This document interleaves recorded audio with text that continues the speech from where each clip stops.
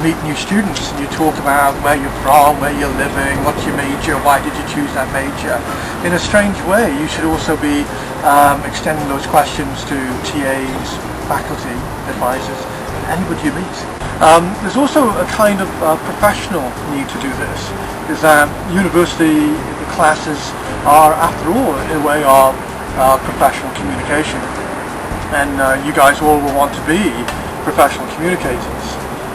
So that sense of, okay, how do I interact as a polished professional with somebody who, in a way, is in the hierarchy and has an influence over me? Of, okay, if I am comfortable communicating with my professors, I'm going to be comfortable communicating with my internship supervisor. I'm going to be comfortable communicating with people on my search committee when I'm applying for a job. And so it's just another academic skill in a way, but really is also a life skill. And certainly in the college media, they not only sort of acquaint you with the ins and outs of theory and practice, they actually take their practical experience earned very often in the industries that you very much want to go off and work in. You know, when you apply for internships, when you apply for jobs, you apply for grad school, you're going to need personalized letters of recommendation. And who's better equipped to give you one than somebody that you actually know personally and have that personal connection. And don't necessarily do things through email that could be done in person. Do use office hours, do talk to them. They like it. Lay down the foundation of the connections that you really need to sort of enhance for the rest of your time here.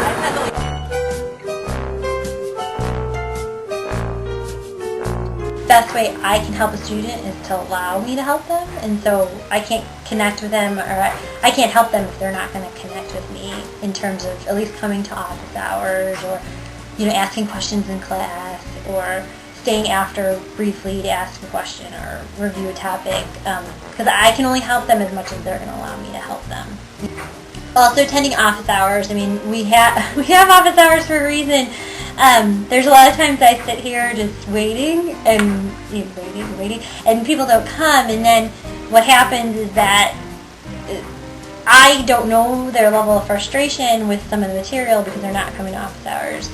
When I was in undergrad, I used to think, oh my gosh, what is the instructor going to think of me if I go to office hours? And now as the instructor, I'm like, please come to office hours. But I think it's completely fair to just utilize some of the technology that's out there to start establishing your comfort zone within a class. Whenever I send out an email, I hope that a student realizes that that is the initiation of a conversation.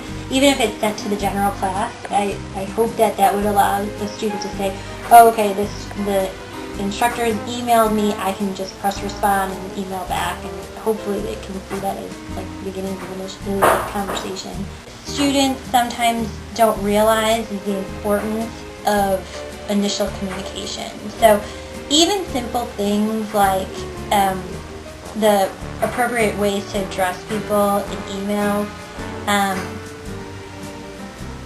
making sure you sign your name so that I know who it is that's actually contacting me. Really, at the end of the day, it really is on behalf of the student. The student is going to be the one that needs to take responsibility and say, how can I do my job the best? Their job being going to classes and performing in their assessments, etc. So last thing I want to say is, utilize this tool that you're given. Utilize this connection you can make, the interaction that you can have, and realize that we are wanting to help you.